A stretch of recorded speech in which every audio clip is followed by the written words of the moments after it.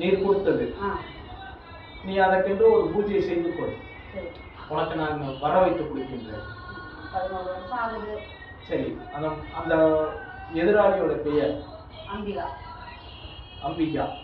சரி, என் தம்பி 2 பேரையும் சுடலையும் கருப்பையும் அனுப்பி வைத்து அந்த மகளை தட்டி எடுத்து உனக்கு கொடுக்க வைக்கின்றேன். சரியா? வேற என்ன வேண்டும்? இந்த பணம் வந்துச்சுனாவே எனக்கு கொஞ்சம் நான் கண்டிப்பா முன்னேறி வந்துருவேங்கிற நம்பிக்கை இருக்கு. நான் கண்டிப்பா என்னை பார்த்துக்க சொன்னவங்களையும் நான் நல்லபடியா பார்த்துக்கிறேன். தை மாதத்தில் இருந்தே உனக்கு பணம் வருவது நல்லா இருக்கிறது. கவனமா இரு. எதுவும் இருக்குதா வீட்டுல? எது இருந்தாலும் நீ தெய்வத்தோடு ஒட்டி உறவாட வந்து விட்டாய். அப்பொழுது உனக்கு எல்லாமே நல்லது நடக்கும். சரியா? வேற என்ன நினைக்கிறேன்?